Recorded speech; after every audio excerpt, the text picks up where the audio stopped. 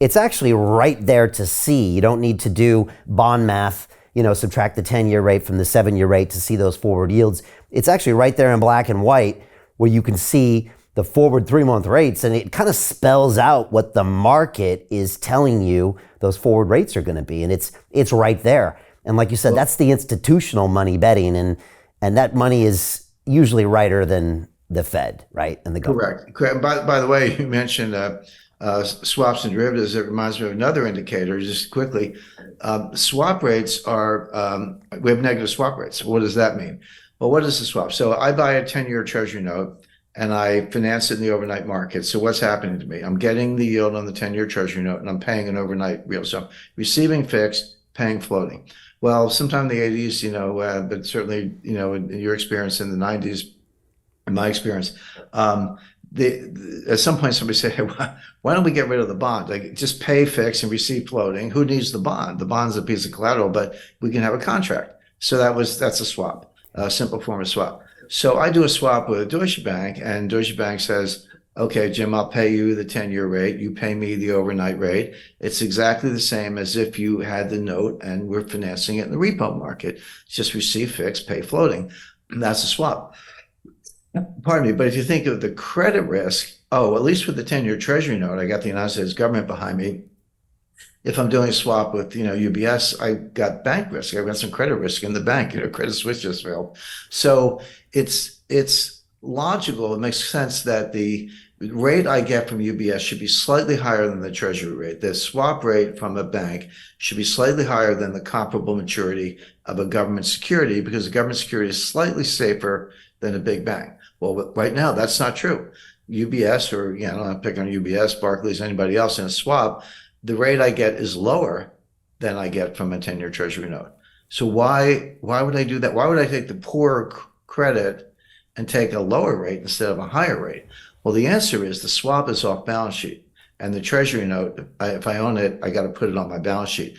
So when you see negative swap rates, meaning the riskier credit is paying you less than the government credit, what it means is that the balance sheets are constrained. I got to do the off balance sheet trade because we can't use up the balance sheets. That's consistent with what we just talked about with the inverted yield curves, which is there's a major credit contraction. There's a collateral shortage, a dollar shortage, and a credit contraction. That's not a recipe for a recession. I don't know what it is. Wow, this is powerful stuff. And what I love it, Jim, is when you and I start talking like this, a lot of the audience, they understand more than I always think they will. They kind of get it. So many people now are way up the curve on this stuff. And again, these things are right there if you know what to look for. You've also just recorded this video that will not be available to the public. You're going to talk about this upcoming geopolitical shockwave of what you call the most significant development in international finance since 1971. But then you also explain how anyone can position themselves to profit on this crisis. People can access that at londonreal.tv/Jim. Again, highly recommend people check that out when we're done. What's next, Jim? You've pointed the finger, I think, at the Biden administration for a lot of this recession. You have said that the president has drained our oil reserves more than any president in history. Obviously, this is ongoing war in Ukraine. How much of this is the president's fault? How much of it is its supply chain? And where are we currently at now? What are we, about 17 months before an election? Right. It's a great list, Brian, because you can say, well, we could talk about the war in Ukraine. Yeah, we could talk about monetary policy. We just kind of did, go through some of the recession indicators. We can talk about the election, but they're all connected. I mean, that's really where the complexity theory and the density of the network comes in, because these things are all connected. So just to spend a minute on Ukraine. By the way, I just last week conducted I do this annually, so it's been 8 years in a row, conducted a seminar on financial warfare at the U.S. Army War College in Carlisle, Pennsylvania. And it is at the Army War College, but there are people there from all branches.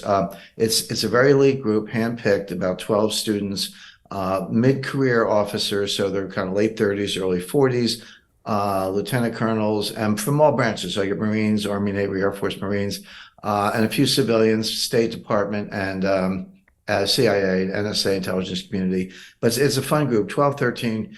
I look at the resumes, amazingly accomplished. They all have multiple master's degrees, the occasional PhD, speak 4 languages, been deployed from Iraq to, Colombia or wherever. But they've been handpicked as the future big brains. These are people 5 years from now, they'll be 3-star generals on the National Security Council, et cetera. So it's a fun class. And my topic is financial warfare, which is kind of like finance and warfare, which is what we're mashing up right now.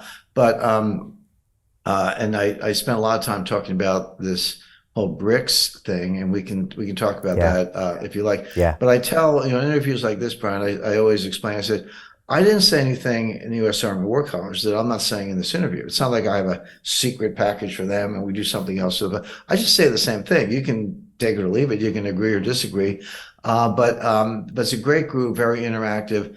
But I was talking about the Ukraine war, and I said, one of the most difficult things about this is getting reliable information. I said, in a war, everybody lies, so the U.S. lies. If you ask me what has surprised me about the war, the conduct of the war, the development hasn't really been a surprise. Russia was always going to win, just a question of how long, and it's tragic. But I'm surprised at how many warmongers there are in the UK. I'm not, France is they're mushy. Germany's between a rock and a hard place. Hungary is actually against the war. Italy, again, a little mushy. But and the U.S. has the warmongers. I know that. But starting with Boris Johnson and going to Rishi Sunak, I mean, they're more bloodthirsty than the Americans, and they're the ones providing the Challenger tanks, et cetera. I don't quite get it. I think all these Chamberlain, Churchill, Hitler metaphors fall down. I mean, I know history. I know what Chamberlain did, and I know, Winston Churchill was one of the great heroes of the 20th century, but I don't see that parallel. Hey, it's Brian Rose, founder of the DeFi Academy. I've told you my 4-week crypto bootcamp is amazing, but don't take my word for it. This is what my students are saying. The DeFi Academy was an amazing experience for me. It took me totally out of my comfort zone. In this course, I was challenged, I was held accountable, and pushed to do things that honestly weren't always easy. It's been phenomenal, and I can't believe we're already up on our 4 weeks. It has flown by. Going through this DeFi accelerator by far was one of the best courses I've taken. You do this course, you really get into the nitty-gritty of the activities that will make you comfortable with decentralized finance.